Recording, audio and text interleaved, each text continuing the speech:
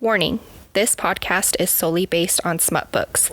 The definition of smut is a story that includes one or more sexually explicit scenes. This is a warning for all listeners to proceed with caution. There will be explicit content, sex talk, and triggering subjects. We will provide a trigger warning before each episode.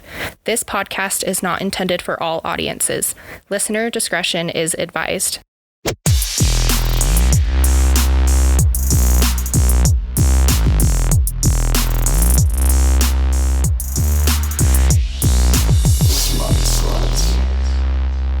Hey, SmutSluts. We're your hosts. I'm Tisha. And I'm Corey, and welcome back to our podcast. So today we are reviewing Verity by Colleen Hoover. I am so excited to talk about this book. I know. We've been talking about wanting to do it for a while, but we felt like it was perfect right now with her just releasing the extra chapter. Ooh, yeah.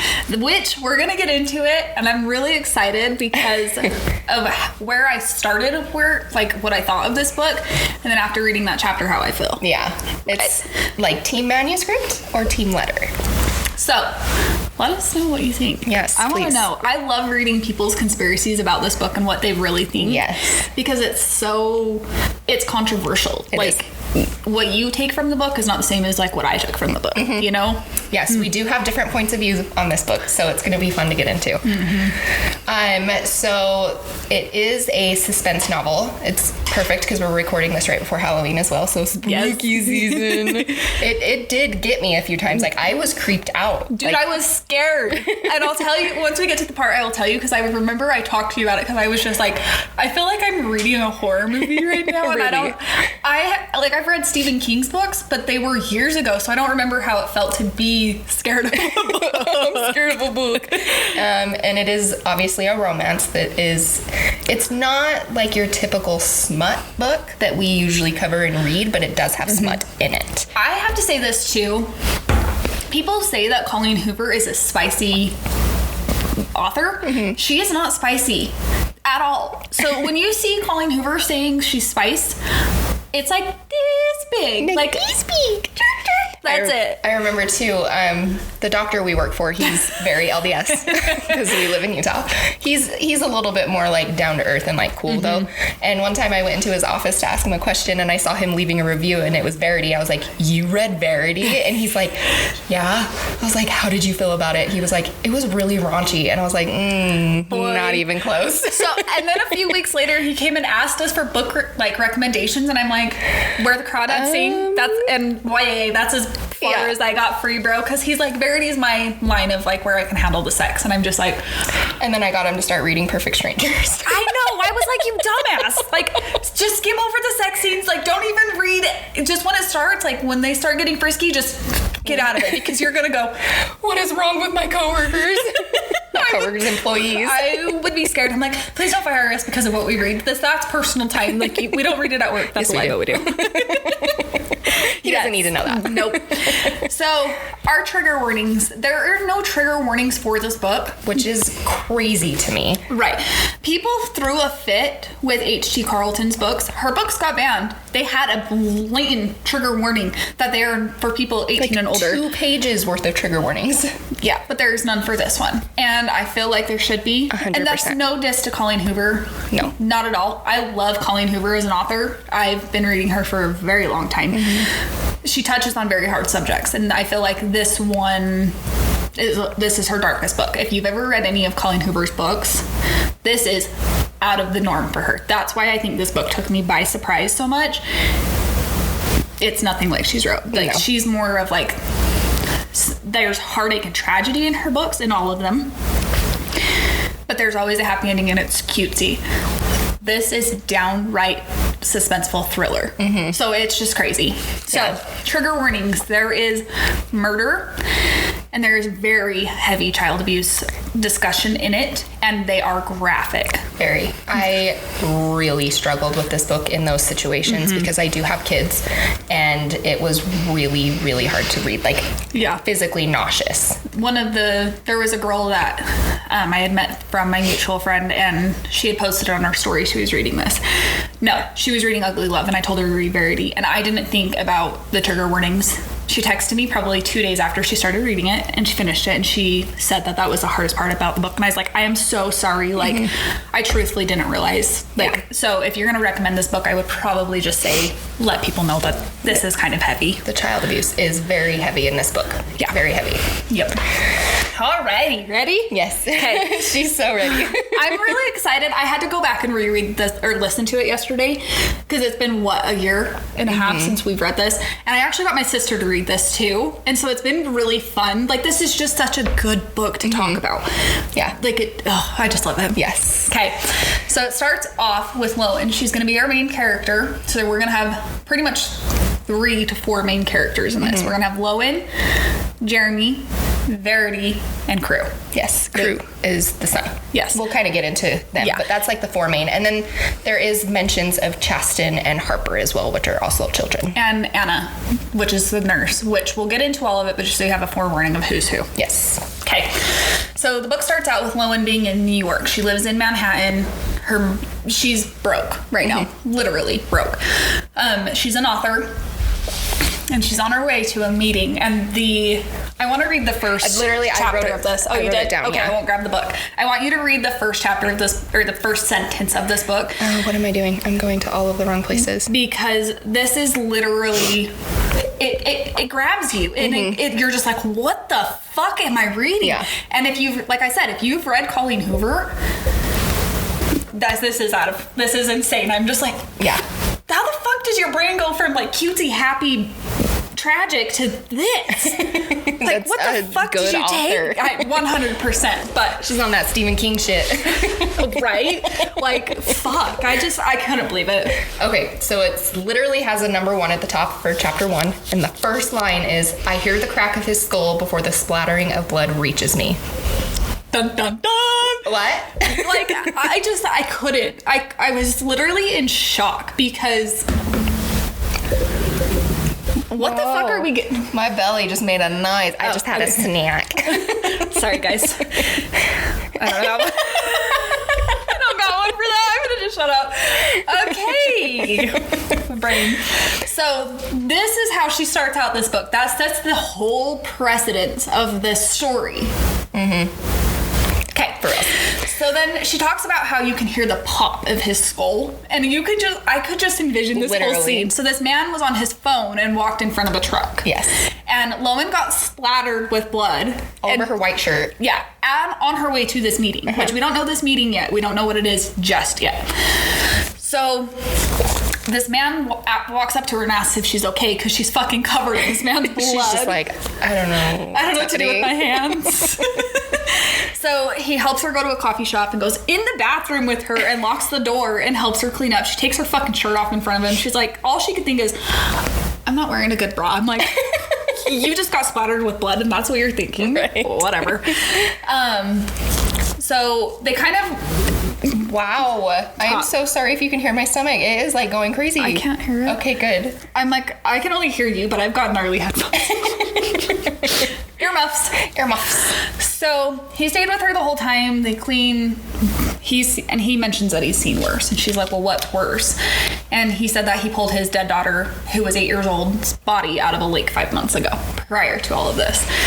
And Lowen explains the worst thing she's ever saw was her mom dead a week ago. Yeah, her mom died a week ago. Yeah, she had cancer. And he explained that he had to go to a meeting, and as he's leaving, Lowen catches sight of his wedding ring. So this is where Lowen finally arrives to the office. Yes, so her ex his name is Corey, and he is also kind of like her manager. So she's a writer, and he had told her that she had an opportunity to meet with somebody about writing some books. So that's the meeting that she was on her way to. So he had texted her, giving her the address and everything, and that's why she was out that day. So he told her the meeting was at 9:00. He didn't ask her about her mom or anything, and she was just like, okay, well, fuck you. But at this point, their relationship is strictly platonic. They used to fuck and all that stuff, but she cut it off because she's like, no, I'm done. So she gets to the publishing house, and she's hoping that it's a good deal, and she really needs the money so she doesn't get evicted, because her mom was on hospice, and Lowen was trying to put her into like a home to care for her, and her mom's like, no, I'm dying with dignity, I want my own bedroom. So she made her get a 2-bedroom apartment, not even like a studio, like she wanted her own room, and she was like, when I die, you can take all of my money and everything and pay everything off. Well, her mom didn't have any fucking money and told her on her deathbed, like her last words were like, sorry sis, like here's all my debt, have fun. Fucking asshole. Right. So Verity is standing in line waiting to figure out what floor she needs to go to and everything. We're not Verity yet. Lowen, just kidding, not Verity. I was like, wait, no, back it up. And all of a sudden Jeremy's there. And she's like, are you like following me? What are you doing? He's like, Jeremy's the guy from the bathroom. Oh, I didn't say his name. Oh, okay, yeah. So it's Jeremy. So he's like, I have a meeting here, and she's like, so do I. And he's like, 14th floor. She's like, mine's on the 14th floor. And then they start kind of talking, and he's like, I know who you are. Like, your meeting's with me. And she's like, what? Fucking asshole. Like, quit being so secretive. Right. So they get into the office, and he explains that his wife, Verity Crawford, she's a very well-known author that's in the middle of a series. Yeah. So she was in an accident, and she is unable to finish the work that she was in the middle of.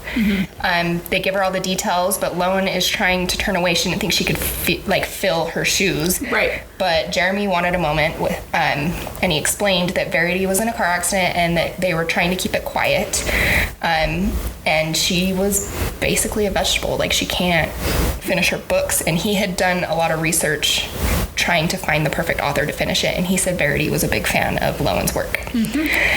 So she says that she couldn't go through with this. And Jeremy said that Verity loved her and like she was her first pick. And so they told her that they were lowballing her and to ask for $500,000. Yep. And they also, before going into this meeting, she had to sign a non-disclosure agreement. So she cannot talk about anything that was within this meeting. Nobody knows what happened to Verity yet. So Lowen kind of went home, decided she was going to take the contract, and explained everything to Corey. Oops. I talk too much with my hands pulled under my mic. And that she's going to go stay at his house because she's got to go into Verity's office to get into her mind and figure out if she's even had any outlines for these books. Like, she's got to get into writer mode at this point. And he's telling her that she's dumb for doing it, but whatever. She's getting evicted from her apartment. She's putting all her stuff in storage.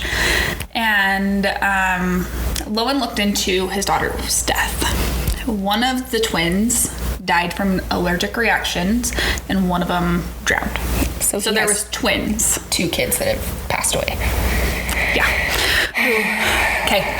She looked into Verity's car accident. There is absolutely no skid marks, nothing.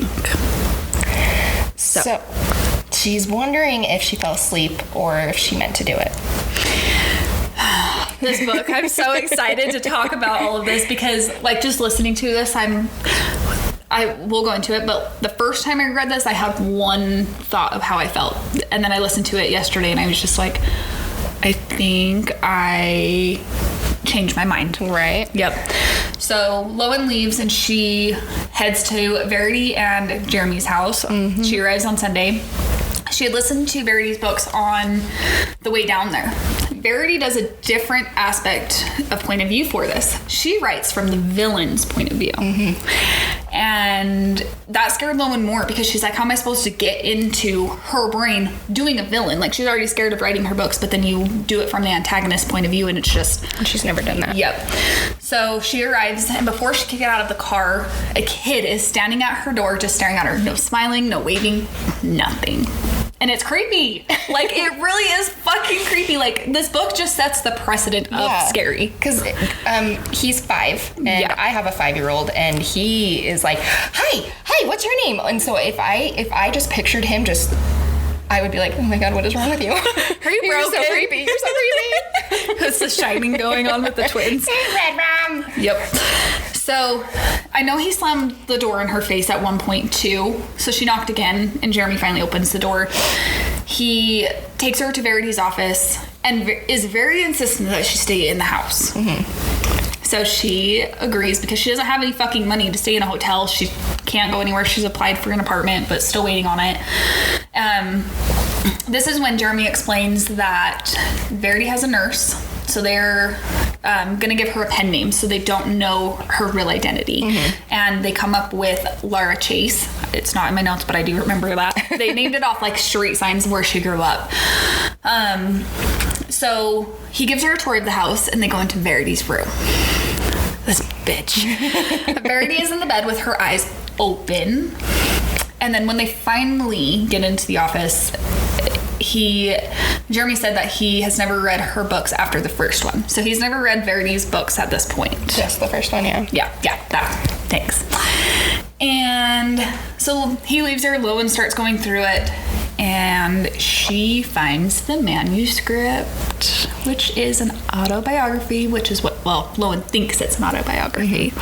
And on the first page, it said there is terrible things you will read. Yeah, on the first page, she does mention that it is an autobiography. So that's probably why Lowen is like, oh, okay. So this is when we get into the manuscript. So the manuscript, I believe, has 16 chapters. I'm pretty sure it has 16. I think so. But it does skip through a couple chapters because Lowen is just like, we'll get into it, but she needs to figure out what's going on. So the first chapter in the manuscript, it goes into the first time that Verity and Jeremy had met. So Verity was poor. She stole a dress from Macy's, and she worked cleaning office buildings, and she had found an invitation in the trash to a charity event. So she's like, fuck it, free booze, I got an invitation, like, let's go. Maybe I can get some dick. That's exactly what this bitch was going for. So she shows up. I love how she talks about, she's like, women, when they go to these events, they want their boobs to look good. They want, like, their bodice to be shown off. She's like, that's not what men look at when they look at you in a dress. Like, they want to see how easy it's going to be to take off of you. And that was her dress that night, was like super easy. So throughout the night, she's a couple Moscow mules in, and she notices Jeremy. He's looking at her, and she's like, he's the mouse and I'm the cheese. Like, I'm not going to chase him. So she just starts kind of like ignoring him. And then he walks up to the bar, and he's like, water for her for the rest of the night. And she's like, the fuck? Who do you think you are? And he's like, well, when I take you home, I want you to be sober. And so she's just like, interesting. So they leave. She thinks he's this rich dude. He brings her to his limo, and they get in. And they're talking and flirting and stuff like that. And then he goes, yeah, this isn't my limo. And she's like, what? The limo driver got into the fucking limo. He tells her before, and then the limo driver gets in. I was like, wait. Yeah. So then the limo driver gets in, and they are like young teenagers again, like running away. And he takes her to his Honda Civic. They go get food from the Steak and Shake. And then they go back to his apartment and fuck like bunnies. And at that point, she had plenty of one night stands, but she had never like felt a connection to somebody, but she really felt a connection to Jeremy. So that's kind of like the beginning of their love story. Yep. And they go, like, she's obsessed. Literally. Like, I honestly, from the way that everything describes it, I would dare say it's like mentally insanely obsessed with him. It's just like at the end of that chapter, she goes, little did I know that something would take him away from me, or like make him love me less, or I don't know. She worded it some way, but she was literally obsessed with his love. Yeah. So after reading the first chapter, Lowen feels guilty. She's like, maybe I shouldn't read this. Like, this is kind of wrong. Yeah, intimate. Yeah. So Lowen goes to the kitchen, and she heard the bed, and it sounds like somebody's having sex, and all Lowen can think is that Jeremy's up there sleeping with his vegetable wife. And I was freaking out. I read this chapter at work, and I was like, Tisha, what the fuck? Like, what is going on? I don't want to read this. But then Jeremy is talking behind her, and he was like, sorry if it bugs you, I can turn it off. It's Verity's bed moving, so it relieves the pressure point so she doesn't get sores and everything. And she was like, no, it's okay. Like, doesn't need to do that. And he said that her wreck was not long after Harper died, and that she'd only been at home a couple of weeks.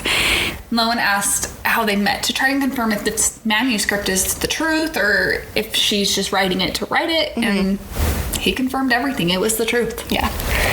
So Lowen goes back into the office, and she decides to read the second chapter of the manuscript. So this is the second chapter of the manuscript. So Verity starts writing the manuscript, or starts describing in the manuscript how she had her own apartment, but she hadn't paid rent in like 2 months. She had been with Jeremy like nonstop for the past 6 months. They hadn't spent a night away from each other. And one time when they're having sex, he says, move in with me. And she's like, well, he's like, break your leash. She's like, I can't do that. And he's like, why? She's like, because I broke it 2 months ago. And he's like caught off guard by this. He's like, whoa, we've been living together without me ever like asking you to live with me. She's like, what's the big deal? And so he gets over it and they're fucking again. And oh wait, I skipped a part. So yeah, Jeremy had to go away for work and she missed him so much that to help with her time away from him, because she was so obsessed with him, she started writing. And that's kind of how her author career took off. So she started writing these books, and when he got home, he had found the manuscript for one of the books. And she's like, don't read that. And he's like, I'm gonna fucking read it. And she's like, no, it's not ready. And he's like, I don't care. So he grabs it from her. He's like holding it up so she can't get it. And he goes into the bathroom, locks himself in there, and he starts reading it. So like, she's like, what the fuck ever. So she gets in bed, falls asleep. 2 hours later, he comes out and he is just like, holy shit, like you are gonna be famous. This is amazing. Right. And they have sex, and while they're having sex, he proposes. And they are so in the moment, they didn't use a condom, and Verity becomes pregnant that night. Yep. So instead of it being, which she says it in a way is, instead of it being her engagement night, it's the day she got pregnant. And this is when her resentment has started. Yeah, she's already resenting these children because it took away from their special moment, and she never wanted to be a mom. Yeah. Because it would have taken the love of Jeremy away from Verity. Yeah. What a fucked up storyline. So the next day, Lowen is in the office. This is the part that I oh my gosh, like lost it. Oh, it is. I can literally picture it in my brain so good. I can too. And this part of the book is where I got scared. I was like, I can't read this, Tisha. If it's going to be like this, I don't want to read it, because it literally gave me the chills. So Lowen's in the office. Now the office has big windows surrounding it, and it's out on the backyard, so she can see the lake, the dock, and the deck right here is how I envisioned it. Yeah. So April, which is Verity's nurse, had her outside. You called her Anna earlier. Fuck, I just realized that. It's April. You're right. It's April. Anna's from MK. This is why we don't record back to back. It's April. 2 A names. It's Fuck. fine. It's fine. Okay. So she has her out back and she was reading to her, and Verity's head's kind of just like slumped, right? Yeah, and she even mentions like if she keeps her head in that position, she's gonna get like a stiff neck. Yeah. So April walked away and her head is just hanging there, and all Lowen can think... I'm gonna act it while you talk about it. So she's like, her brain is just like egg yolk at this point. Like, is she a vegetable? Can she hear things? Like, Lowen feels bad for having these thoughts, but it's the truth. Like, what's going on inside of her? When she looked up again, Verity is staring at her. Oh my god! I just picture her head like this. Like, right, just... And then she's staring at her. Their eyes are locked in on each other, and it was just like, huh? It is literally like, I just picture her. You look at her and she's looking straight ahead, and then you look away and you look back and she's like, oh my gosh. Right, and it's like, does this bitch, is she pissed off because I'm in her office? Like, does she know I'm reading the manuscript? Like, the fuck? She isn't supposed to know anything. She's supposed to be brain dead. Yeah. So it's like, the fuck, man? Yeah. There's not wind hard enough to fucking blow your goddamn head to the side, all right? So Lowen moves, and as she describes this, is Verity's eyes are like the Mona Lisa. They follow her, and I'm like, bitch, I've seen enough horror movies. Fuck this shit. I'm out. That's a big old nope. Yeah. So she goes to like the doorway, and Verity's eyes don't follow her, and she's like, oh, thank God. Yeah. So she gets a phone call, and it's the apartment she applied for. She can't get the apartment because of her eviction that was on there. Lo and behold, Journey hears all of this. Of course. Yep. So he just told her that it's okay to stay, like she's fine, and to come outside. So she goes outside with Jeremy, and then April, the nurse, comes out, and she catches Lowen checking out Jeremy, and she kind of like, I don't want to say scolds her, but is not nice to her. April is not a nice person to Verity. Nope, to Lowen. No, not at all. I was like, wait, I had to follow you. I'm going to say how I felt at the end about April. Okay. Because I don't want to ruin anything just yet. Okay. We're going to ruin it later, though. Oh, yeah. Spoiler alert. And so she put Verity in bed and says she's going to leave for the night. So as Lowen's sitting outside, Crew is waving. So Lowen waves back to Crew, but she realizes he wasn't waving to her, he was waving at the window. So she's like, what the fuck? Because it was at Verity's bedroom. So she goes out to see, and Verity's curtains are moving. And she's like, freaks the fuck out, because she's like, is this bitch? Like, she can't get out of bed. She's supposed to be dead. Like, vegetable, brain dead, whatever. The nice way to say it is brain dead. Sorry, guys. And so she goes upstairs to see what's going on, like why they were moving. Verity's in her bed. The TV was off, which April had said she left the TV on, and there was a fan. So Lowen just chalks it up to that's why the curtains were moving. Yep. So Lowen gets back into the manuscript. Chapter 3. So Verity is pregnant, and she explains that she's 3 months along, and she is starting to show a little bit, and she is not fucking happy about this. Like, no. She goes into a tangent about how her mom grew up not caring about herself, which made her also not care about Verity's body. Right. Like, give her cookies, chips, blah, blah, blah. And so she would work out 2 to 3 times a day. Well, 1 to 2 times a day. And she just really valued her body, and the fact that she is getting a little bit pudgy, even though it's a baby, right. She was just like not happy about it. So she just feels gross. She's like, right. He is not going to want to like sleep with me anymore. And he comes in and he's just telling her that she's never looked more beautiful. And he lays his head on her stomach and it grumbles, and he's like, you need to eat. And she's like, I'm not hungry. He's like, yeah, you need to eat. Like, I need to feed my girls. And she is just like physically nauseous about that. She's like, his girls, he hasn't even fucking met them, and it's a blob. He doesn't even know if it's a boy or girl. And he's right. Like, I have a feeling that it's a girl. So over the next few weeks, Jeremy just gets more and more obsessed with Verity, like she was with him. And they find out at the doctor's appointment, their second one, she's having twins, and they are both girls. Yep. And she's like, so not only do I have to fight for my love for one person, now 2, I'm gonna be his number 3. Like, and this is just destroying Verity inside. Yep. She is so jealous of her babies because she feels like Jeremy's gonna love them more. And she asks him, like, do you love them more than me? And he says yes. Yeah. And that's the response that he thought she wanted to hear. Right. But little did he know that was the tip of the iceberg for her with the babies. Like, yes. She already had this resentment towards them. Now she's done. Yeah. Yeah. And this is when it starts getting pretty graphic. So she literally makes it her goal to do anything to miscarry. Yeah. So that night, she was so heartbroken about what he said. She says she has to go to the bathroom, and she goes in and gets a wire hanger, and yes, you kind of get where it goes from there. Yeah. She starts taking sleeping pills. She starts drinking wine when he's not looking, and it's just disgusting. And it doesn't work. Like, she was bleeding and her stomach was cramping and stuff, but it didn't work. Yeah. Her attempt did not work. After she was done with the wire hanger, she had blood dripping down her legs, and she got back in bed so Jeremy could find her. Yeah. Like, how fucked up is that? She wants that, what's the word? That comfort from him. She wants his attention. Yeah. And she's fighting for it. That's the way that she feels like she's going to get it. Yep. Ugh. So Lowen at this point has put down the manuscript because she's absolutely disgusted. How could you not be after reading that? Yeah. So she went to the fridge to get a drink, and Jeremy was in the kitchen, and she's like shaking. And she's like, is there any alcohol in this house? So he pours her Coke and whiskey. Crown. That's what it was. And got her a drink. She takes a huge gulp at first, and then she asks if there's ever a chance of Verity making a full recovery. And he explains that there isn't. She isn't paralyzed, but her brain isn't normal. But he had to stop because Crew had come downstairs, and so Jeremy leaves to go take her to bed. Lowen was looking at the family pictures and realizes that one of the twins has a scar, and it's Jeremy came down and explained at this point that the scar was there when she was born, and asked if both of them had an allergy or just Chasten.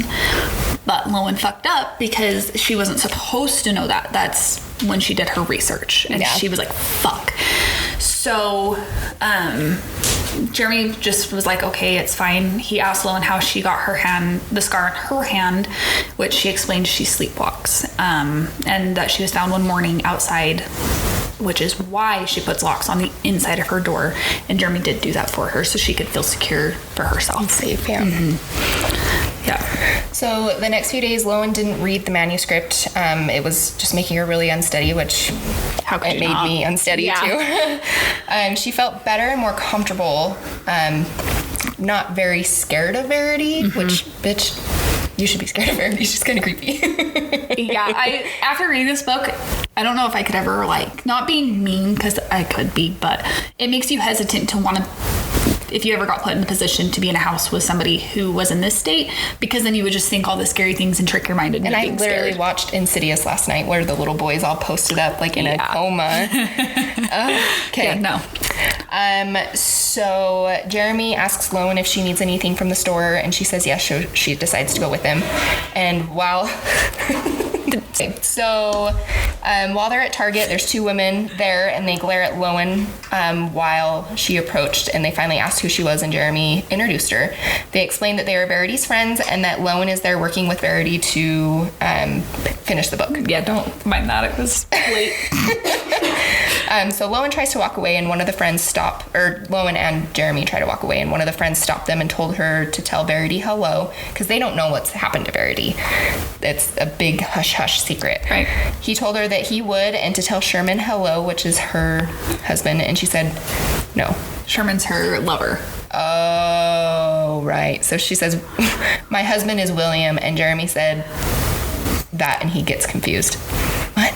Jeremy said, tell Sherman hello, and she says, my husband's name is William, and he's like, oh, sorry, I get confused. Okay, because she's obviously cheating on him. So yeah. Lowen asks what it's all about, and Jeremy explains the situation, and Lowen is starting to kind of get a crush on Jeremy. You know, Lowen's a little batshit crazy herself. Yeah, I could see that. Like, I can understand getting a crush on Jeremy. He sounds like a wonderful... Dreamy. Yeah. For now.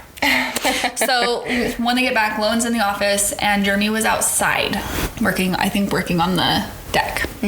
What is it called? It's not a deck. It's a... Dock. That one. And Lowen got caught staring at him. And he just stared at her. And then all of a sudden there's a scream that comes through. So she runs up to Verity's room, and there was a knife on the ground, as well as Crew, who is bleeding. And he told her that his mommy told him that he wasn't supposed to touch her knife. And Lowen asked her if Verity talks to him, but before he could answer it, Jeremy came in and takes him to the bathroom. He looks at it, and Lowen had explained that there was a knife, but Crew said that he didn't have a knife, that he just fell off the bed. So when Lowen goes back upstairs, though, it's not there, right? Right.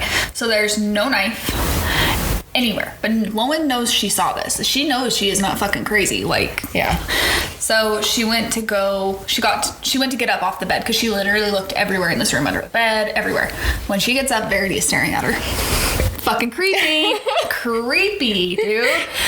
And she got out of there and closed the door. And Jeremy asked if she grabbed the knife, and Lowen explained that it wasn't there. So he's like, I'll go look. So Lowen gets back into the manuscript, chapter 4, and Verity is saying that nothing worked, and that when they were in the hospital and she had the babies, it was a C-section. One of the babies had a scar on her face. She's like, well, at least I scratched one of them. It didn't work, though. And I was just like, Jesus fucking Christ. Right. Like, so she would pretend to be asleep, so when the pediatrician came in and stuff, she didn't have to interact with him. And she didn't want to be a part of the babies' lives, but she loved seeing Jeremy as a dad. Right. So he's holding one of the babies, and she's just like, okay, I guess I should probably at least pretend. So she says, hey, will you hand me the scarred one? And he's like, huh? Yeah. She's like, well, we haven't picked out names yet. I'm sorry. That was the only way to know the difference between the two, trying to cover her tracks. Right. And so she starts holding the baby, and she's like, we should name this one Chasten because of the scar on her face, and that one Harper. And those were two of the names that Jeremy had continuously said that he liked, and that's the reason why she chose them.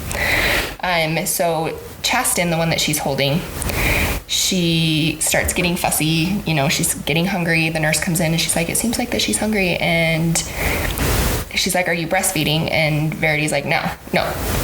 I'm doing formula. And Jeremy's like, I think that you should at least try. And the nurse is like, here, I'll help you. She's like, how am I supposed to feed 2 babies? She's like, it's actually a lot easier than you would think. So she starts to breastfeed, and she just feels absolutely disgusted. She's like, Jeremy has sucked on my titties like this. Sucking on my titties like he wanted me. Okay. And so she just panics and goes, I don't want to do this. And Jeremy supports her, and he says, okay, well, let's just go get the formula. Like, that's fine. And Verity felt like he had, like, she felt good that to know that he was on her side. Right. And she felt like she was intruding, like, with him and the kids, like, having a father-daughter moment. And so he starts crying about the girls and that he's never loved anything so much. And that just cuts her. She's like, I loved you that much, and you didn't love me that much. Yep.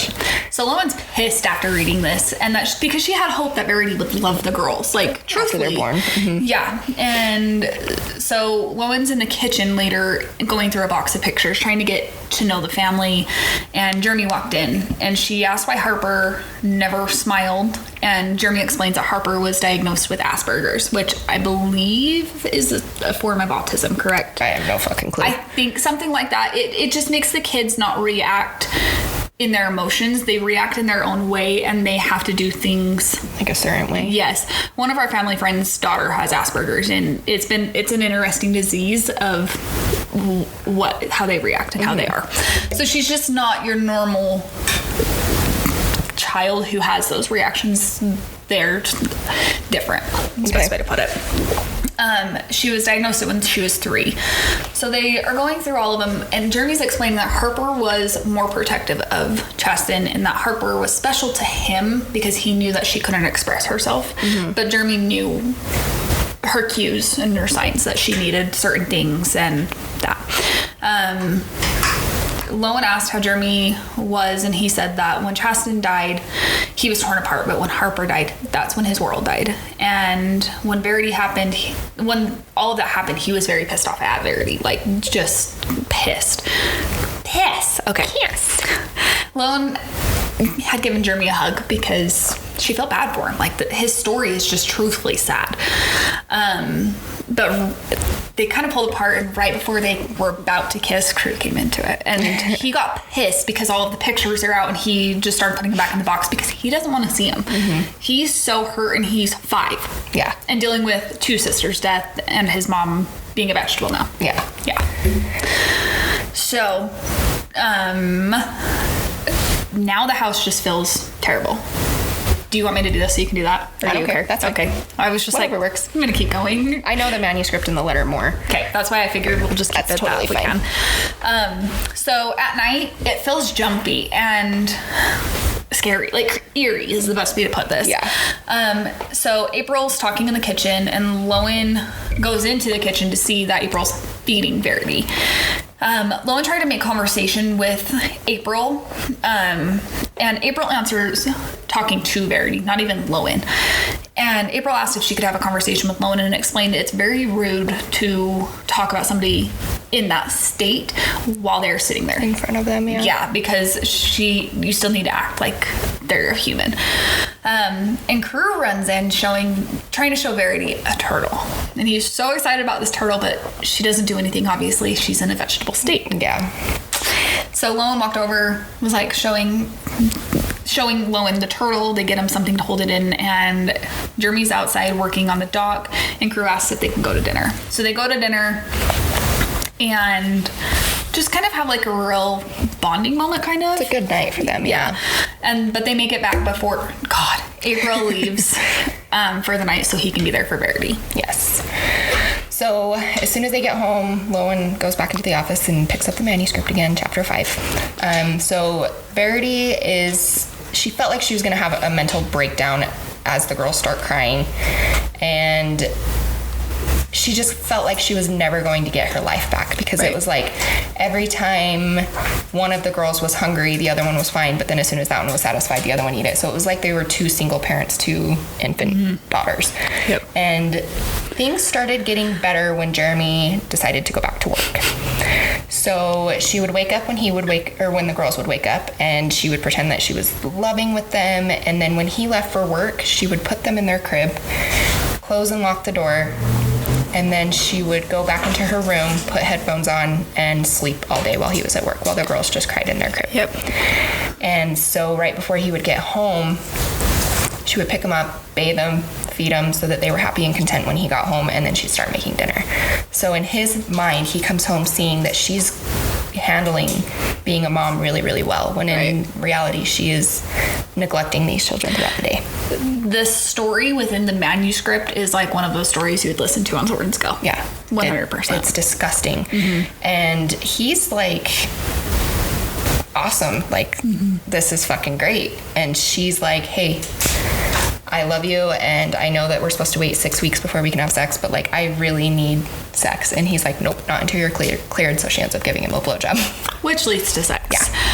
But that's her attachment to him. And that's the saddest part about it, is like, there's more to their relationship than sex, but Verity can't see that. Yeah. So Lowen just keeps having a hard time reading the manuscript, that the further she gets into it, she's just thinking Verity's a fucking psychopath. And I agree with her, like 100%. Like, who leaves their fucking kids in a crib all day? So Jeremy asked her to help get an aquarium from downstairs so Crew could have it for his turtle. After Lowen showers, she gets into bed and sees Verity's bite marks on the headboard. That is something she did when she and Jeremy had sex, is bites the headboard. And it's just fucking weird. Like, I'm sorry, I would rather bite my person that I'm having sex with than a headboard. Yeah. Like, my teeth are too precious for that shit. Right? We work in dental, though, so we're like, oh, no. Yeah.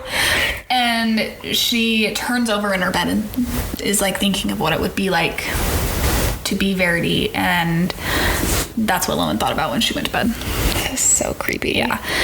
So when Lowen wakes up, she knows she's in Jeremy's house, but she can hear different sounds than what I remember she's this part. in normal. And it's not the colors of her room, it's yellow like the upstairs bedroom. She is fucking in bed with Verity.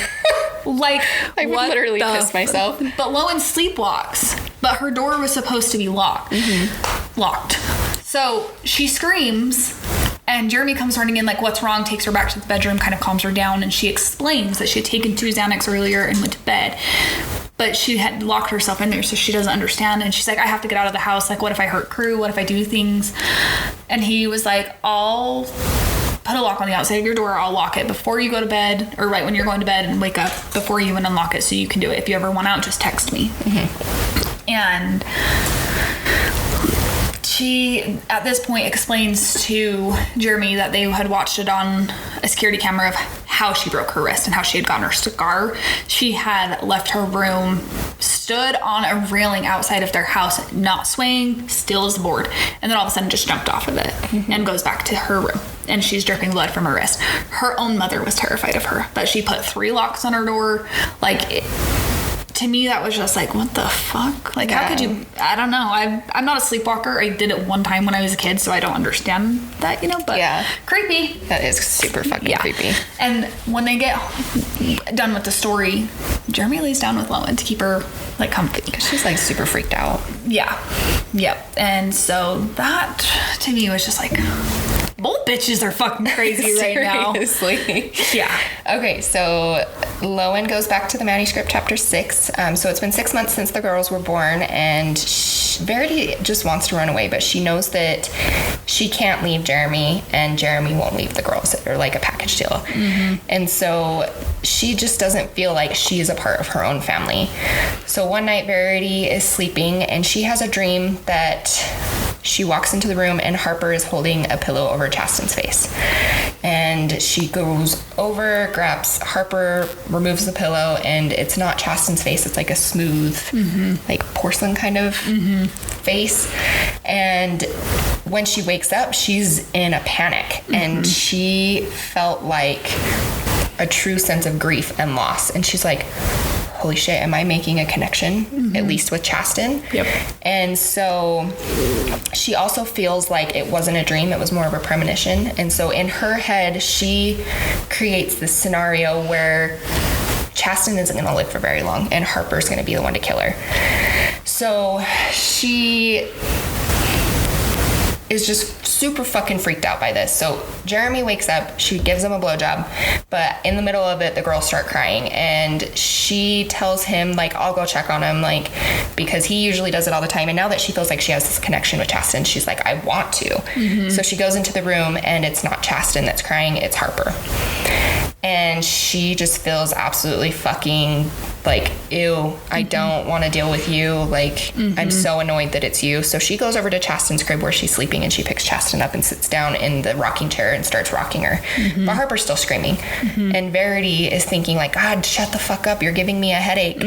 So she puts Chasten back in her crib. She doesn't wake up, and she's thinking, like, oh my gosh, she really is like the best baby. So she goes over to Harper, and she's looking at her, and she's thinking, I can't suffocate her because they won't pass that off as SIDS because they'll be able to tell. Because she knows, she's done her research on SIDS and everything. She's like, but if she like chokes on her own vomit or something, then maybe that will pass off. So she starts sticking her fingers down Harper's throat until Harper basically stops screaming. She's just like kind of, oh my God, it gets into so much detail and it makes me sick to my stomach. Anyways, Jeremy comes in to check, and she immediately pulls her fingers out and grabs Harper and puts her head to her chest to stifle the sound of Harper gasping for air. So then she's like, I've done everything. I don't know what to do. She won't stop crying. And as she lifts her up, Harper pukes all over Verity. And Jeremy is just like, holy shit, like, what's going on? And so he grabs Harper from Verity, and he doesn't even give a shit that she's been puked on, which I'm sorry, I wouldn't either. I don't give a fuck. But like, Harper was screaming like she's never screamed before, obviously. Yeah, like unconsolable, like, and something was wrong. I don't care. Like, if my kid was puking and acting like that, I wouldn't be like, oh my gosh, you got puked in, are you okay? I'd be like, holy fuck, like, what's going on with my kid? Right. But Verity's not a normal parent. No. So Lowen had to get out of the house. She felt fucking sick by what she just read. Obviously, if you have a heart, you would. Yeah. So the next few chapters of her manuscript, she didn't talk about Harper, only Chasten and Jeremy. She didn't start talking about Harper until the age of 3. And Jeremy went to get Lowen and took her outside for a shower meter. So they kind of like had this little moment outside watching these. Shower meter? Meteor shower. Meteor shower. Shower meter. I didn't even notice. Dude, my brain is fucked up. Okay.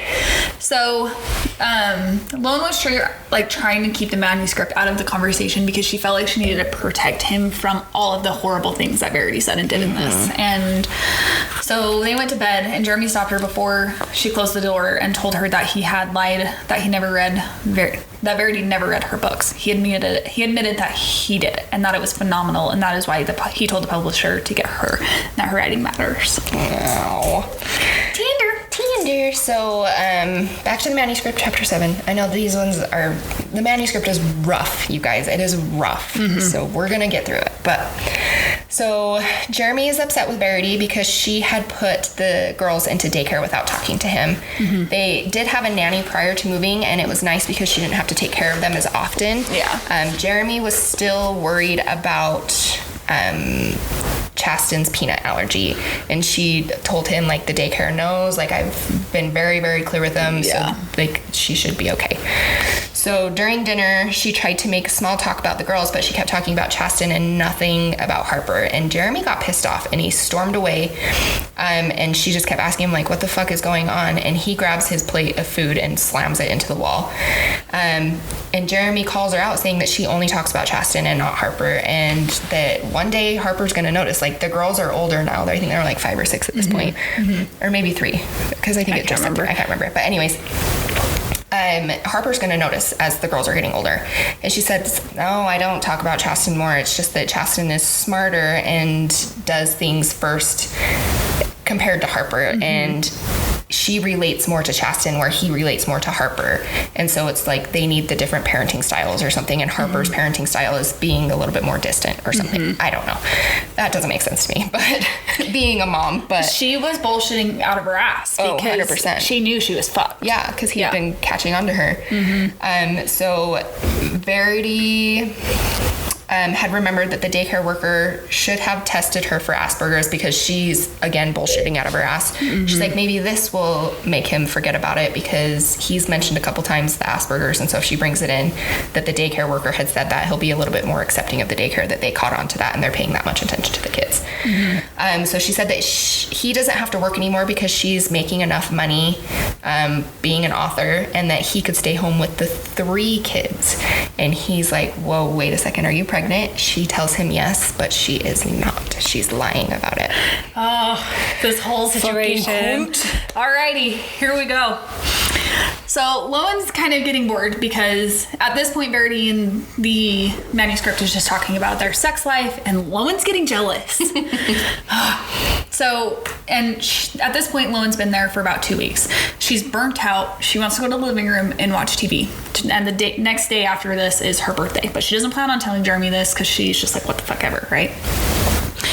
Jeremy comes downstairs and joins her to watch TV and kind of sits in the middle of the couch, and they're talking, and Lowen does admit that her birthday is tomorrow, so he left to go make her birthday cake. Makes this chick a fucking birthday cake and comes in the room with a little sliced-in candle in it at midnight telling her happy birthday. So cute. It is cute, but I'm like...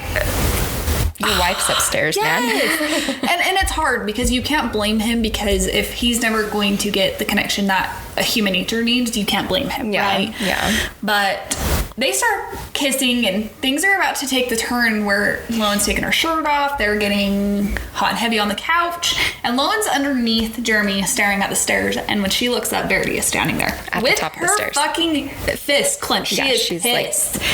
And she's like yelling at Jeremy to get off, and all she's saying is Verity, and Jeremy's like, you're right, we shouldn't do this. And she's like, no, she was standing at the top of the fucking stairs, bro. Like, go check on her. So he goes and looks, and she's like, she's in her bed, like, it's okay, she's exhausted. But he stayed with her that night. Yeah. But I'm like, what the fuck? And Lowen did ask Jeremy what the chances were of her faking this injury. And Jeremy's like, she can't. Like, I saw the scans. Like, I know that bitch is brain dead. Like, she cannot do that. He didn't call her a bitch, but... No. I just don't like Verity. But he said that she wouldn't do that. That is one thing. So the next day, Lowen doesn't really know what to think. She just kind of kept working, and Jeremy said that he got a lock for her door, for Verity's door, so they know that she's in her room. Lowen is struggling to give him the manuscript, so he understands that Verity would do something like that, and that she knows she's capable of it. So Lowen goes back to reading the manuscript. So Verity is saying that she's not pregnant, but this is the manuscript. I think we just said that. Anyways, she's saying in the manuscript that she's not pregnant, but she has about a week to get pregnant so that he doesn't know that she's lying to him. So she does get pregnant 2 weeks after telling him that she is, and that she was doing so well with the job that she could hire a full-time nanny, and that she would travel for jobs, but sometimes she would lie and say that she had a job, but she would literally go stay in a B&B for a week and just like watch TV and chill. But when she would get home, Jeremy gave her a lot of attention, and that was all that she ever craved. So everything was perfect until it wasn't. So she was in the kitchen washing chicken one day. Fucking chicken. I know, she literally is just like, I could have been doing anything, but I was washing fucking chicken. But Jeremy had gotten a phone call that Chasten had peanuts at a sleepover, and the girls decided that they wanted a late night snack, and they didn't realize that it had peanuts in it. And immediately Verity knows what happens. And so she's just immediately blaming Harper. So on the way to hospital, all she could think about is how Harper did it. She knew that Harper was going to do this, and she hated how Jeremy had taken this disconnected from her. She hated how it had taken Jeremy from her because he disconnected from her.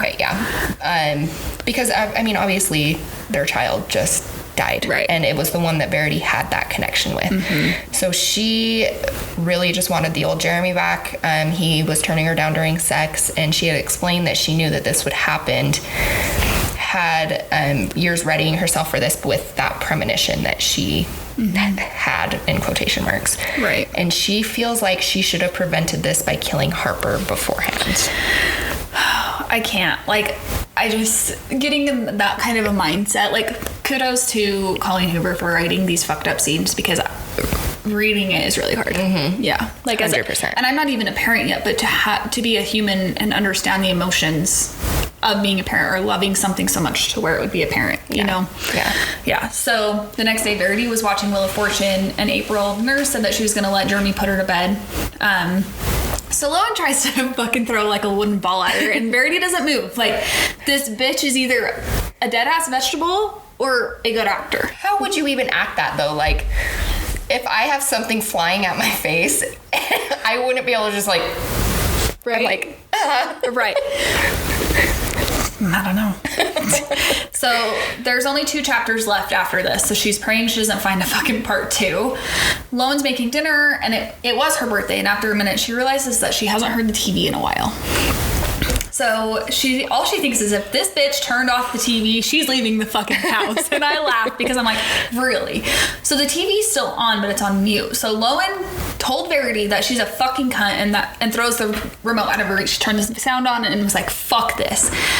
So she bent down in front of her and said that she doesn't deserve to be in the body that she has, but she does deserve to die on her own vomit, like she tried to do to her own daughter. No response from Verity, so Lowen bends down closer to her ear and says that Jeremy's gonna fuck her tonight in their bed. And Verity pees. Straight up pisses herself. And she's in a diaper, but Lowen's just like, God. And she's like, I scared the piss out of this bitch. So Jeremy asks Lowen what's wrong, and she's like, she just peed. So he takes her upstairs. Whatever. And Lowen at this point is trying to tell Jeremy to put Verity in a facility so Jeremy can live his life, because he shouldn't have to live like this with her. Yeah. But Lowen's coming from this side of it, not Jeremy's side, because he hasn't read the manuscript. Yeah. So that face. Yep. I'm waiting. And Jeremy explained that he just couldn't do it to Crew because he's lost everything. He lost both of his sisters and his mom. And she tells him again, like, you deserve it. And he said the only thing he wants is her. So this is where they start making out, go to the master bedroom, which is where Lowen is staying. They have sex, and Lowen bites the headboard. And he doesn't come in her yet. So they have sex all night and all morning, and she explained to Jeremy that her ex was her agent, and he's like, what the fuck?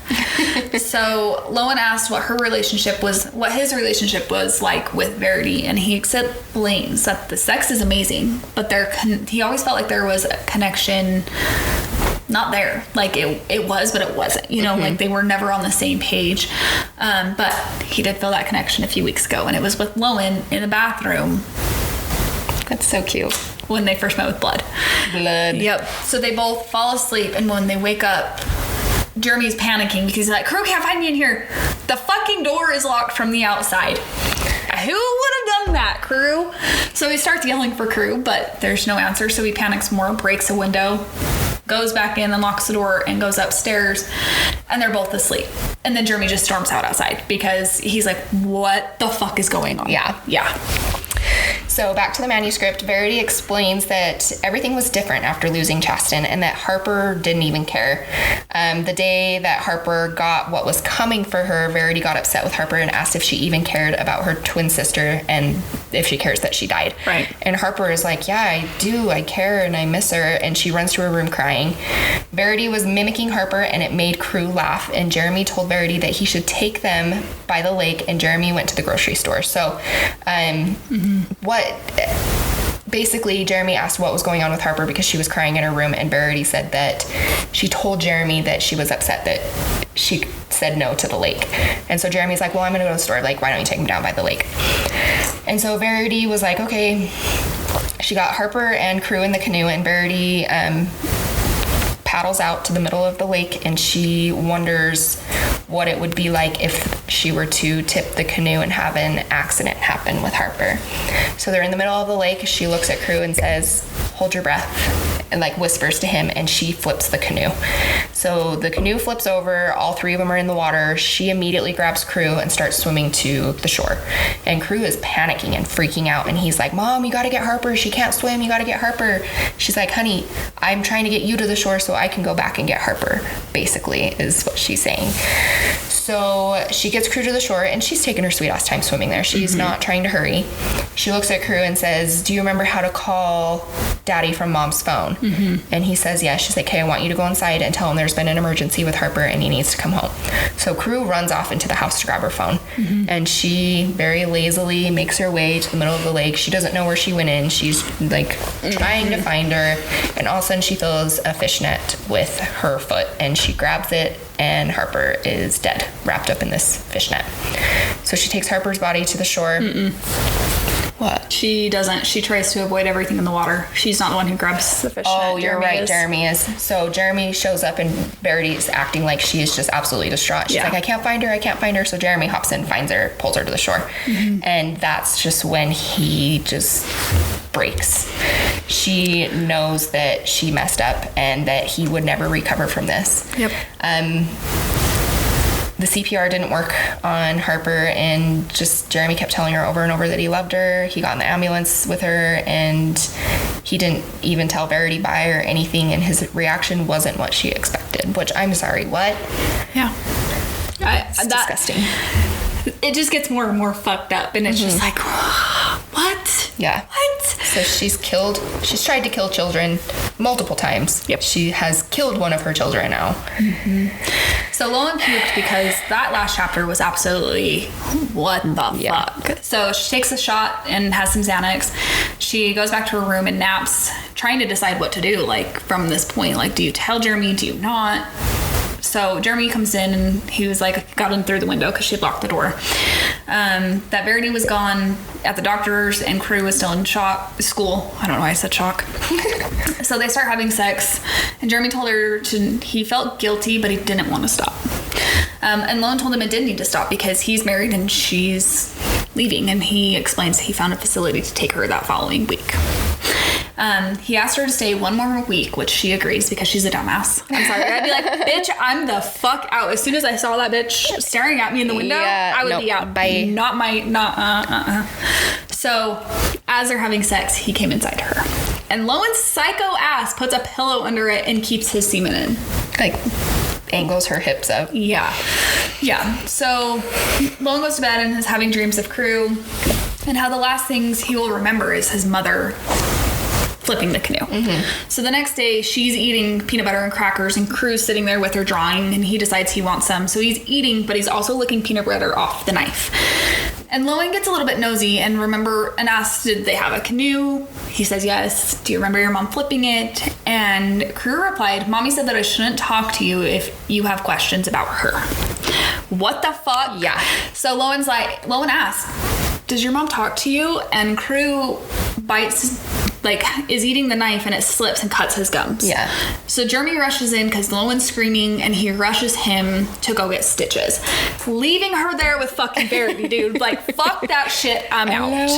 So Lowen locks the door, rushes to the basement, and grabs a baby monitor, and puts one in her room and one in the office so she could watch her at all times, and locks the door.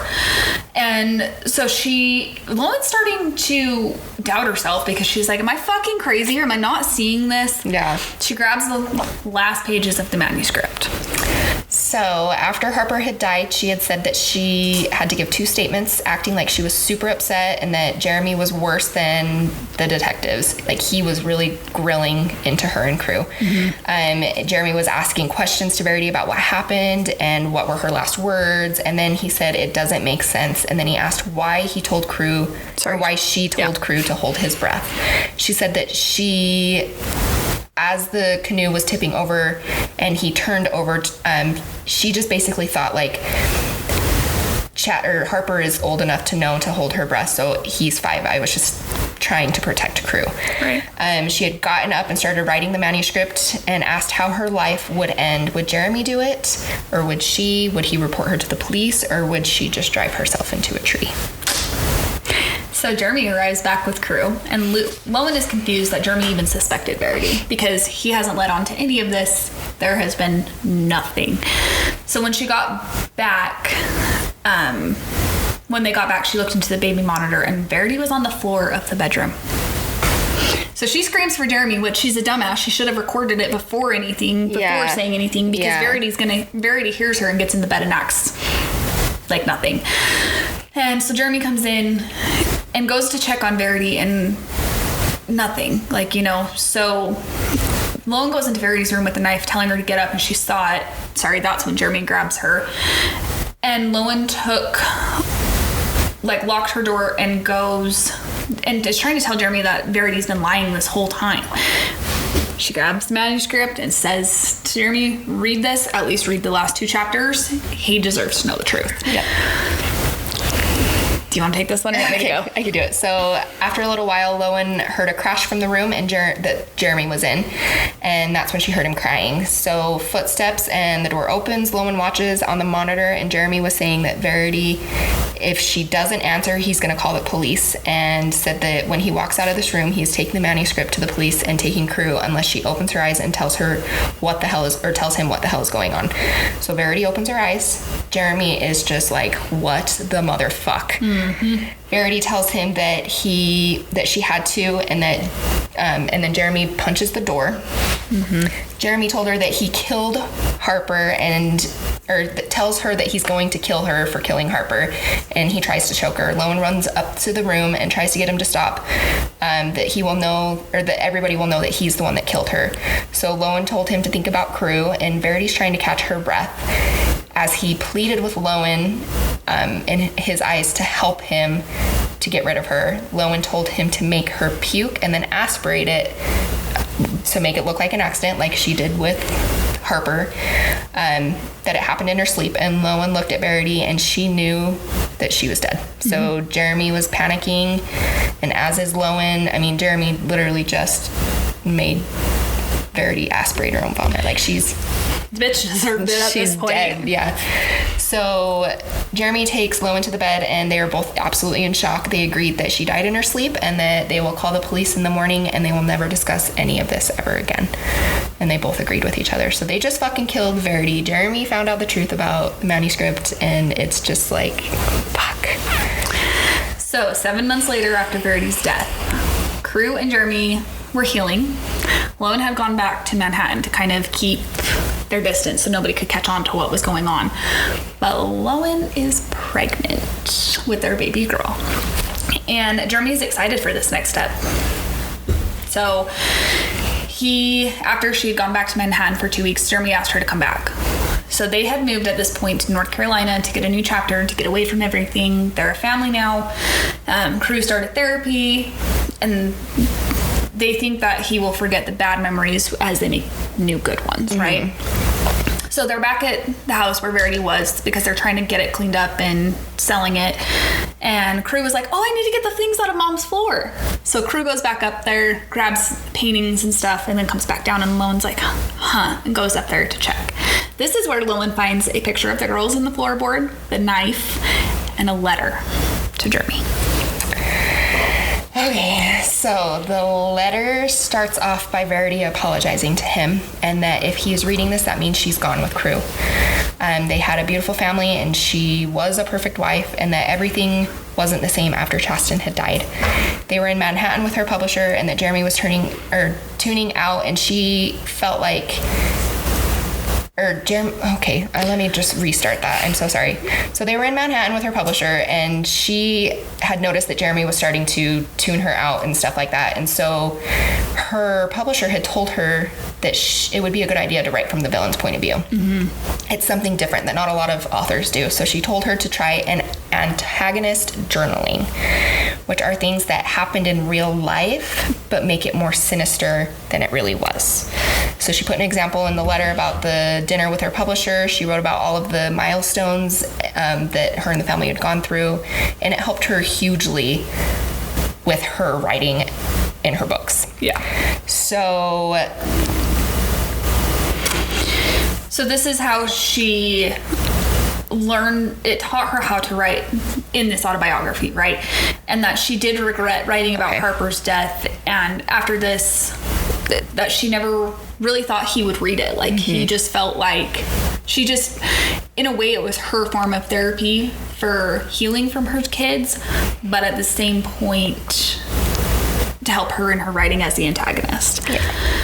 So she said, though, he needs to keep reading the letter to know the truth. So she told him that the day that they went to the canoe, she was trying to play with the kids, and as she missed Chasten so much and to be a good mom because she had been so occupied with work and stuff lately. So she's honestly shocked that he believed the manuscript, because he's seen the way that she's talked with the kids and the way that he's interacted with the kids, and the day at the lake, she's saying, was an absolute accident. Right. And the reason why, like I said earlier, the reason why she had told Crew to hold his breath is because she was old enough to know, Harper was old enough to know that she is supposed to hold her breath, and Crew didn't. Yeah. So she absolutely regretted everything that happened on that day, and she hated seeing him in so much pain, and she hated that he had questioned her. She explained that the day it happened, she blames herself for Harper dying. She was insulted that he would even think that she would ever harm her children.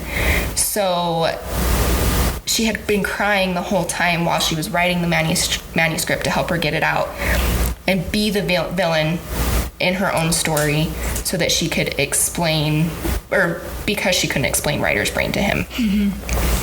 So she felt the relief when she could leave the evil in her life in the office, and that she felt that her world was over when she printed it out, but she didn't expect for him to read it. But he did read it. He found it and he read it. And he was absolutely pissed. He just says that he doesn't believe her. She tried to explain the situation to him, but he wouldn't let her get 2 words out before he started choking her until she passed out. So when she wakes up, she's in the passenger seat of her Range Rover with tape over her mouth, and she is tied up, and she knows what's about to happen. Yep. I mean, she had written her own death essentially by saying, maybe I should just drive my car into a tree. So Jeremy undoes her, he drives into the tree. He undoes her like duct tape and stuff like that and walks away to make it look like she had been the one to do it. Yep. But the plan didn't go as he was expecting because she lived. So she was in a coma for a month, but when she woke up, she was terrified that what would Jeremy do if he found out that she was okay. She was scared that he was going to try to kill her again, and usually the second attempts are successful. So she is saying that if he has received this letter, that means that she has taken Crew and ran away with him because he deserves to be with his mother. And she hopes that Jeremy, after reading this letter, he can forgive her and he can move on and possibly they can reconnect. And she also states that she is aware that Lowen came in. I skipped over something, sorry, really quick. As she was in the room, she would wake up in the middle of the night when everyone was sleeping trying to find the manuscript because she knew that he could use it against the cops. Yep. So she was looking everywhere at it, even in his own room when he was sleeping, and she couldn't find it anywhere. And all of a sudden, Lowen comes into the house and she knows that she had found the manuscript. Yep. And she had heard them having sex, and she was like, this girl came in and stole my career, she stole my family, she stole, my life.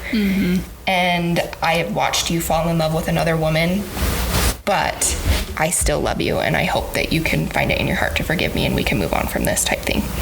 But until then, she's going into hiding because she's scared for her life. What a fucked up bitch, dude. So Lowen drops the letter and didn't even know what to do. She's just in shock, and she was like, did we just kill somebody that's innocent? Like, what do we believe?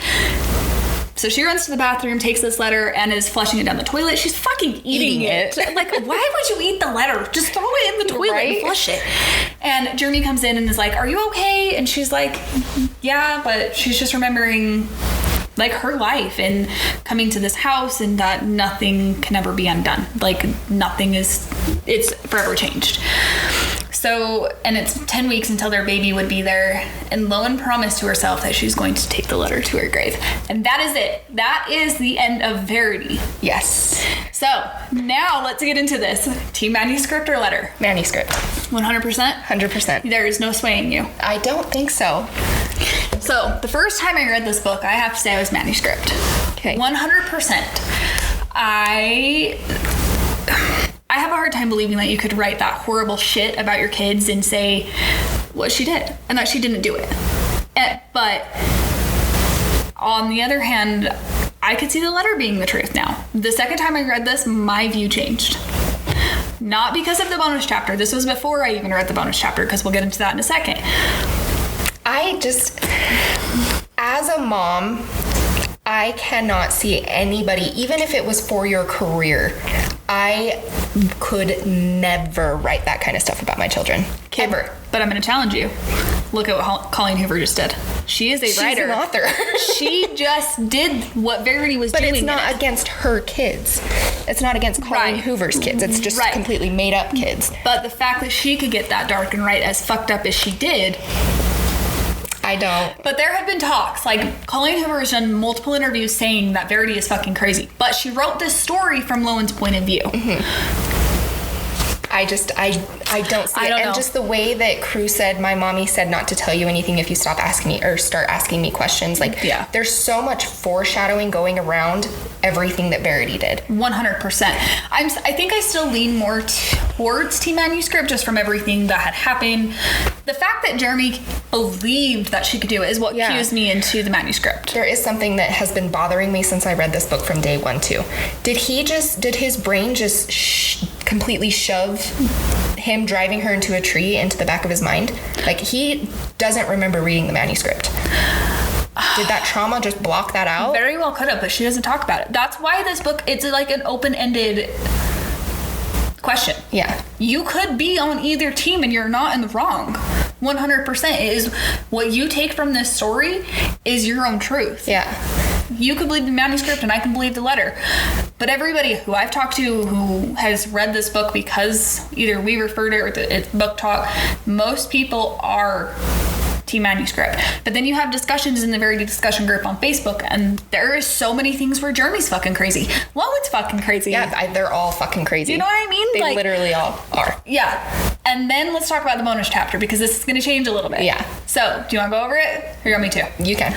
Okay, so it takes off a year after Verity has been dead. They've cremated her, so there's absolutely no evidence of this. So it is just Jeremy, Lowen, Crew, and their baby girl Nova, who is 6 months old, I believe. Mm-hmm. And they are living in North Carolina.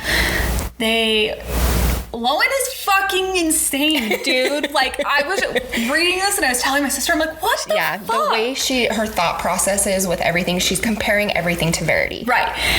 Really, get the fuck over it. But that tells me there's something, like, Verity is like a drug at this point that's addictive. And, like, her and Jeremy have sex, and she thought, which one's better, me or the dead one? And I was like, what the fuck, Lowen? Like, you're with him with the baby. Like, get the fuck over it, right? Mm-hmm. So she's like, let's go to the beach. They go to the beach, and they run into, I think her name was Patricia. Yes. The neighbor from the grocery store. And she starts questioning. She says hi to Crew, and she comes up to Lowen, and she's like, oh, is that your baby? Yeah. Because Jeremy's on a run down the beach. He's not with them. Not yet. So she's questioning, and she's like, oh, well, is that why you guys moved away so fast? Like, I'm assuming it's Jeremy's baby. Like, just being a snobby bitch.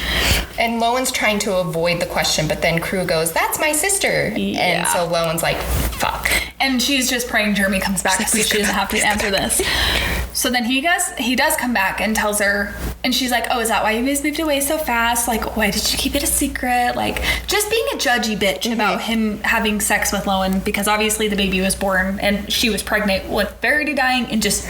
Yeah, like, she was putting the numbers together that she would have gotten pregnant either right before Verity died or literally right after Verity died. Right. Like, so close together. So she's queuing in, and Jeremy and Lowen are panicking because it looks suspicious that Verity died. She's pregnant. They moved. That's why they were trying to keep a low-key life. And they did change their last names from Crawford to Lowen's last name, so they're the Ashleys now. So they've done everything. It's kind of like a you situation, you know, like with Love and what's his name? Joe. And just, it's kind of like that vibe. So Patricia starts to walk away and Jeremy's like, go get in the car, packs everything up, don't leave anything behind, trash. She immediately gets on her phone, Patricia does. Yes. And he's just like, oh, fuck no. Like, everyone's gonna know. Yep. So Lowen takes Crew and Nova back to the car, and Crew is yelling at Nova to shut up, like, because she's crying. Lowen's watching Jeremy go pretty much fucking attack Patricia and drown her at this point. So he kills Patricia in the ocean. In the ocean. It was beautiful. And comes back to the car and is dripping wet. And Crew's like, Dad, did you go swimming? And he just is like silent. He's like, I fell in. Yeah. What the fuck? You're an adult and you fell? Yeah. I mean, that sounds stupid because adults fall all the time. I fall all the time. It's fine. So they go back to the house and put Nova in the crib, Crew to bed. No, Crew's watching TV. Jeremy and Lowen are in their bedroom, shocked. And Lowen's just thinking, oh my God, did he, like, my husband's killed 2 people? What if he kills me? Like, just going She's into like, I can't this leave hole. because of everything I know. And before I say what happens, Crew had made a comment to Lowen that his baby sister is going to die. Yeah. So some weird fucking shit is going on. Like, Crew is a very disturbed child. He really is. So they're talking, and she showers, everything. She goes to look at Nova. She's not in her crib. So they're she panics. And Jeremy had brushed off Crew's comment. Yeah. He didn't want to talk about it. So they go out there and they're like, where's the baby? And he's like, oh, I put her outside because she was screaming and I couldn't hear my show. So they go outside and she's like 20 feet just on the ground screaming. Yeah. And fucking then Crew. They walk in and Jeremy's like, it's okay. She's okay. Like, we need to deal with it. And they just go to bed. Yeah. And that is the end of the bonus chapter. But she goes to bed thinking, like, I'm stuck. Like, even if I wanted to leave, like, Jeremy might be batshit crazy, but I can't. I know too much. He will kill me. And he's not going to go against Crew. No. Either. So now, what's your view after the bonus chapter? How did you feel about it? Manuscript. You're still manuscript? Yes. I think that Verity fucked him up so bad by not only their lives together, like with the kids, and finding the manuscript, and then him having to block out that memory of driving her into a tree, to her basically torturing the woman that he invited to finish her books. Like, his head is so fucked up. And now he's got this big, deep, dark secret of him killing his wife and now being in love with a new woman. He's got so many secrets in his head. He would do literally anything in his power to keep his family together and safe, including killing Patricia. Yeah. I definitely think he's losing his marbles. Don't get me wrong. Right. I agree with that. But everything he is doing is to protect Crew, Nova, and Lowen. I can agree with you on that. I can concur with you. It's hard because going back and rereading this and reading the letter, the first time 100% was team manuscript, and I'm still team manuscript, but I'm swaying just a skosh. The letter resonated with me. Is that the right way to say that? Okay. With me to where I could see it from Verity's point of view, like of being scared of Jeremy, and especially after you read this bonus chapter, you're like, maybe he was the fucking crazy one because he did try to kill her, but he had reason for it. The manuscript had said this. There is a theory on one of the Facebook groups of Jeremy being fucking psycho and going through all of this shit, and I could see it too. So if you want to see everybody's point of view, I'd say go to the discussion group. But this book is insane. Literally. I do think that Verity had noticed that Lowen had started reading the manuscript. Oh, for sure. And at that point, you know how quick she is to come up with lies. We've seen it time and time again. That's true. She could have been like, oh, fuck, like, I've got to cover my ass. Yeah. Corey's fucking motto. CYA. I almost said COA. CYA, cover your ass. Yeah. I'm going to write this letter so that if anything happens to me, it explains away the manuscript. And I agree with that. This is one of those that's a complete brain fuck. And Truthfully. When he cuts his hand in there, I bet you $50 fucking it was Verity that did it because she doesn't like her kids. Right. I bet you that was no accident at all. And that's why she hit the knife. I agree. I think I'm 100%, no, I'm 95% team manuscript and 5% letter. Just from the bonus chapter, it swayed me, but not enough to say I believe that Verity was sane. But Colleen Hoover did do that interview where she admitted, like, Verity's the villain. Yeah. So she's a cunt. She is. But I don't know, everybody has such a high... Not a high, but like they are very vocal about what they think with this book. And so I think that's what's hard is you have to go into it not knowing. You have to be blind. Mm-hmm. And so you can kind of make that choice for yourself. Because if I had talked to you prior to it, because you wouldn't tell me anything. No, I read it before you did. Yeah. And so I was like, what the fuck? And you wouldn't say a damn word. Read it. And I'm thankful you didn't, which we're very good with that, like we've mentioned prior. But I think that's the hardest thing is like you cannot have anybody else's opinion because that'll sway you. 100%. If you see any spoilers of this book, know anything. Yeah, you're already swayed. You need to read it, not look anything up, don't join any Facebook groups until you do read it. Yeah, I think that's the cool part about this book, and I have to praise Colleen Hoover. Like I said in the beginning, this is just not her normal book. I've never read another Colleen Hoover book, but we are doing that next time, which I'm really excited to see her other stuff. You're gonna be like, what the fuck? It's night and day difference. It's literally like reading. Have you ever read like a Sarah Dessen book? No. Okay, think of Penelope Douglas, like bully, like it's cute but not cute, you know? There's problems within it. Imagine Colleen Hoover's book being like that and then going to read this. Okay. That's kind of like the best comparison. She's way spicier than Colleen Hoover. Excuse me. They are way spicier. Yes.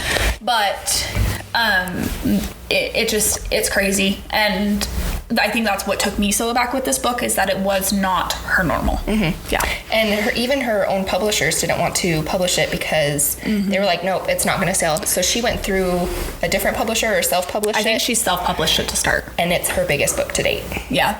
She's like, yep, those two. Verity and It Ends With Us. Those two are her biggest, but they're totally different broad spectrums. You have domestic violence and you have suspense. Killing your ex-vegetable wife that's not really an ex-vegetable wife. What the fuck? And you might have done it. The fact that she fucking faked it for as long as she did, I think is what got me. Right? Yeah. Yeah. You just sit there and piss yourself in front of her. I'd be like, I just peed. No, it's like Dumb and Dumber when Harry and Harry's changing Lloyd's fucking diaper. You've been faking it for 20 years? Because I got you. Oh, except it's not a laughing matter. No. Okay, can you say you had a favorite character in this book? No. I mean, Crew was pretty cute. Fucking psycho cute, yeah. I think before the bonus chapter, it would have to be Jeremy. After the bonus chapter, I literally don't know if I can have one. I agree. Nova? She's a cute little baby. Yeah, we're gonna go with Nova. But like, April was eerie. Like, she just gave me eerie vibes. Jeremy's off and on. The lights are going out. Lowen's crazy. Like, I don't know. You don't know what to believe. Yeah. I don't have, That turtle was pretty cool too. Oh, yeah. I'm down with that. The smuttiest scene to you is really, I mean, there was quite a few sex scenes in the manuscript between Lowen and Verity and Jeremy, but I would have to say probably the ones between Jeremy and Lowen, like when she was biting down on the headboard and stuff. Fucking psycho! I know, it was like a fuck you to Verity type thing. Yeah. But I don't know, that just hurt my teeth. Big dick energy going between these girls here. Right? Fuck. And I'd have to agree, because there wasn't very many to choose from. The couch scene was good until Verity was standing there. Like, what the fuck? And the sex scenes between them was good, but it was... Yeah. And in the bonus chapter...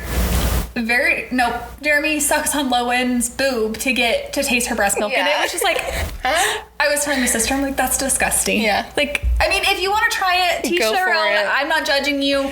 It just was not it's not a kink for me. You've seen Grandma's Boy, right? Oh yeah. When he's like sucking on her boobs and he's like, Mama. I love it. Okay, would you recommend this book? Yes, 100%. I would recommend this book. I agree. I have already been recommending this book. I got my sister to read this book, and she's not a reader, so she listened to on the audiobooks, and she's read a few more after that. I'm like, yes, I got it. But I was like, the more the merrier who reads this and who can give their... The chirp level on this book is very low. I would give it a 2. I would give it a 2 as well. Maybe even a 1.5. Yeah. And like I said, she is not spicy. No. Some scenes, I think her newer book, The Reminders of Him, is probably one of her spicier books where it goes into a little bit more detail. They're detailed, but they're just not like detailed. Yeah, not like what we normally read. But either way, regardless of the chirp level, I would 100% recommend this book. Oh, for sure. Just be mindful. It is dark. It is creepy. But it's good. So, alrighty, guys. So we're going to just release our... Wow, let me restart this. We are releasing our episodes bi-weekly. So we're going to keep you updated for upcoming episodes on our Instagram, TikTok, and Facebook. So give us a follow at SmutSluts.BookPodcast. Next time, we are going to be reviewing It Ends With Us by Colleen Hoover. And then we will follow it up with It Starts With Us by Colleen Hoover.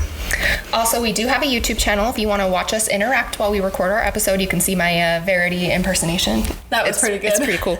You can follow us or subscribe to our channel at SmutSluts.Bookpodcast. No spacing in that. Alrighty. Thank you guys so much for listening. Keep it kinky, Smut Sluts. We'll see you next time.